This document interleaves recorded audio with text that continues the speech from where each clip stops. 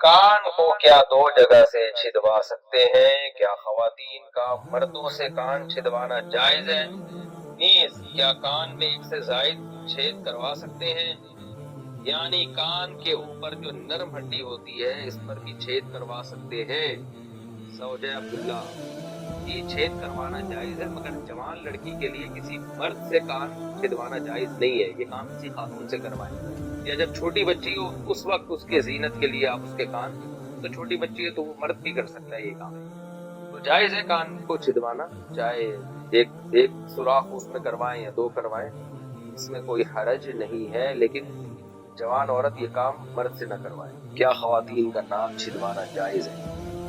इस्लाम में नाक छिदवाने के बारे में क्या हुक्म है? जायज है या नाजायज? क्या ये अल्लाह की तख्लीक बदलने के जुमरे में नहीं आएगा? नीज अगर कोई अपनी आंख या होंठ छिदवाना शुरू कर दे, जैसे कि पास मगरिबी मुल्कों में होता है, तो क्या वो भी जायज होगा?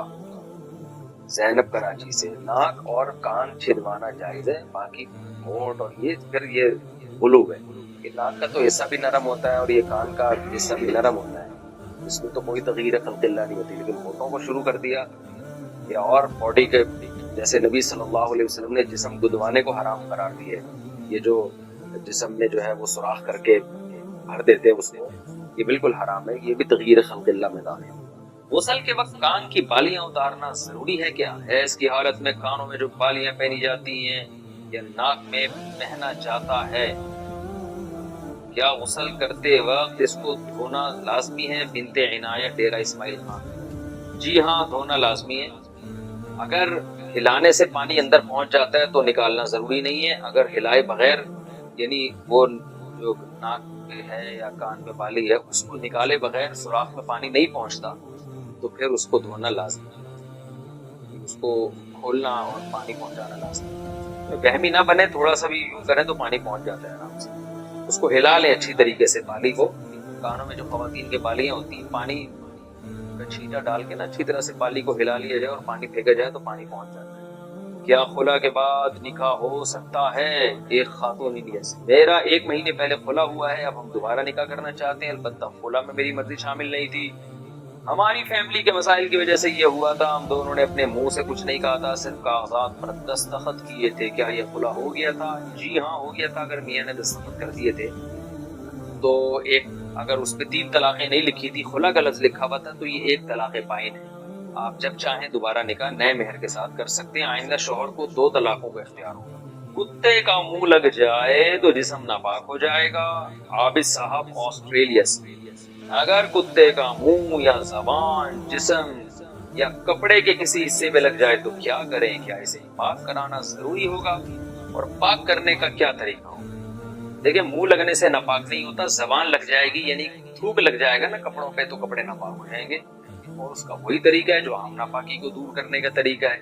आप पानी से धो लें उसको, 3 दफा धो लें। वैसे तो आजकल नलकों से थोड़ा सा रगड़ के धो लें, बस पाक हो जाएगा। क्या नामहरम के सामने खाते वक्त नकाब हटा सकते हैं? मैं 1 साल से शरई पर्दा कर रही हूँ, मुझे नामहरम के सामने पर्दा करते हुए खाना खाना बहुत मुश्किल लगता है। मुझे कई सारे लोगों ने कहा है कि आप मजबूरी के वक्त नकाब हटा सकते हैं, तो क्या खाना खाते वक्त मैं नकाब हटा सकती हूँ? नीज और किन मौके पे नकाब हटाना जायज? आपको नामहरम के सामने खाना खाते हुए नकाब हटाना तो मुश्किल लगता है, तो नामहरम की गैर मौजूदगी में खाना खाना क्यों मुश्किल लग रहा है आपको? क्या मजबूरी है कि नामहरम के सामने ही बैठ के आपने खाना खाना है? आप नामहरम के सामने ना खाएं, आप थोड़ा सा महरम के सामने खा लें खाना, या कहीं और बैठ के खा लें। तो जब नामहरम सामने हो तो जवान लड़की के लिए उसके सामने मुंह खोलना, चेहरा खोलना जायज नहीं है, इसमें फितने का अंदेशा है। तो इसलिए आप साइड पे हो जाएंगे, इसमें अल्लाह आपको अजर देगा। और वैसे भी पर्दा रहा कहाँ जब मुंह खोल ही लिया उसके सामने, और तो फिर क्या वो बात है, पर्दे का क्या फायदा? या तो मुकम्मल पर्दा करना है तो फिर प्रॉपर तरीके से करें, ये ज्यादा अच्छी बात है जब अल्लाह ने आपको हिम्मत दी है। विरासत तकसीम होने से पहले बाग में फल लगाना। मेरे दादा का इंतकाल कुछ साल पहले हो गया था, इनकी विरासत तकसीम नहीं हुई है। हमारे घर में जॉइंट फैमिली की तरह कैंपस घर में बना हुआ है जिसमें जमीनें और बाग वगैरह हैं। اسے ہم سب بغیر کسی پابندی کے استعمال کرتے ہیں. اسی طرح ہم باغ پھل وغیرہ بھی لگاتے ہیں. اس کا کیا حکم ہوگا؟ عادل صاحب انڈیا سے بہت غلط کر رہے ہیں آپ. دادا کی وراثت کو فوراً تقسیم کریں. تقسیم میں یہ نہیں کہ اس کے ٹکڑے کر دیں، بلکہ یہ جو ہے نا واضح کر دیں کہ اس وراثت میں کس کا کتنا حصہ ہے، اور سب کا کو پرسنٹیج پتہ چل جائے. اس حساب سے اس باغ کے جو پیداوار ہے اس کو تقسیم کیا کریں. یہ اس طرح مشترک طور پہ کھانا، اس میں بعض دفعہ حق تلفی ہو رہی ہوتی ہے. بہت سے لوگوں کی بہت کی طیب خاطر نہیں ہوتی، دل کی خوشی نہیں ہوتی. تو یہ غلط کر رہے ہیں آپ. فوراً اس کو یہ طے کریں کہ کس کا کتنا حصہ ہے. پھر جو اپنا حصہ لینا چاہے اس کو اس کی قیمت دے دیں یا باغ کو تقسیم کریں. وہ پھر ایک اگلا مرحلہ ہے. پہلی فرصت میں آپ کو یہ طے کرنا پڑے گا. بال لمبے اور گھنے کرنے کا نسخہ. میرے بال بہت زیادہ گر رہے ہیں، میں ہر قسم کا تیل استعمال کر چکی ہوں لیکن کوئی فائدہ نہیں ہوتا، اور اب تو جلد بھی نظر آنے لگی. برائے مہربانی مجھے کوئی ایسا نسخہ بتائیں بال لمبے گھنے اور پیارے ہو جائیں. میں کوئی قبلہ حکیم صاحب نہیں ہوں، نہ میں ڈاکٹر صاحب ہوں، نہ میں کوئی بالوں کا اسپیشلسٹ ہوں جو میں آپ کو بتاؤں کہ بال گرنا بند ہو. آپ ایلفی سے چپکا لیں، میرے پاس تو یہی بہترین نسخہ ہے. پورے سر میں آپ ایلفی بکھیر دیں، انشاءاللہ مزید بال آپ کے نہیں گریں گے. اور اگر گرنا شروع ہو تو اس کا مطلب ہے ایلفی ختم ہو رہا ہے، وہاں سے بڑھ رہی ہے. دوبارہ لگا دیں. اور تمام دوائیں بچوں کی پہنچ سے دور رکھیں. اور میں یہی کہہ سکتا ہوں جو میں نے ڈاکٹر سنا ہے، استعمال سے قبل بوتل کو اچھی طرح ہلا لیں، پھر بھی آرام نہ آئے تو قریب اس سے.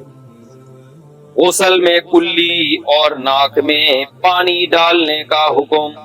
غسل کے دوران اگر ایک دفعہ کلی اور ناک میں پانی چڑھا لیں تو کیا یہ کافی ہوگا یا 3 بار کرنا ضروری ہوگا؟ حاشر صاحب کراچی سے. دیکھیں، ایک بار تو کلی کرنا غسل میں منہ بھر کے اور ناک میں پانی ڈالنا یہ فرض ہے. فرض تو ادا ہو جائے گا، غسل ہو جائے گا. لیکن سنت مؤکدہ یہ ہے کہ کم سے کم 3 بار منہ بھر کے کلی کی جائے اور 3 بار ناک میں پانی ڈالا جائے. تو سنت مؤکدہ، کوئی عذر ہو تو چھوڑ سکتے ہیں، کوئی عذر نہ ہو تو سنت مؤکدہ کا چھوڑنا اچھا عمل نہیں ہے. غسل میں کلی اور ناک میں پانی ڈالنا. طلحہ صاحب پشاور سے پوچھتے ہیں، غسل سے پہلے کی سنت کے طور پر اگر وضو کر لیا ہو، کلی اور ناک میں پانی بھی ڈال لیا ہو، تو غسل کرتے وقت کیا دوبارہ کلی اور ناک میں پانی ڈالنا ہوگا؟ اور غسل کرتے وقت کوئی نیت نہ کی ہو تو کیا حکم ہے؟ غسل سے پہلے اگر سنت غسل کر لیا ہے، یعنی وضو کر لیا ہے، تو پھر اس میں کلی اور ناک میں پانی آپ نے ڈال لیا تو اب دوبارہ ڈالنے کی ضرورت نہیں. باقی یہ کہ نیت نہیں تھی تو نیت تھی تبھی تو آپ نے وضو کیا نا، تو نیت ہوتی ہے. ایسا کون پاگل ہوگا جو وہاں بیٹھے اور نیت ہی نہ کرے غسل کی اور کہے کہ میں یہاں ویسے ہی تفریح کے لیے بیٹھا ہوں اور اتفاق سے پانی ڈال رہا ہوں اپنے اوپر. تو دل میں نیت ہوتی ہے. اور غسل جنابت میں عام طور پہ سنت غسل ہی کی نیت ہوتی ہے عام طور پہ، اس لیے اس بارے میں وہم نہ کریں آپ. تو غسل ہو جائے گا اور دوبارہ ناک میں پانی ڈالنے کی ضرورت نہیں رہے گی.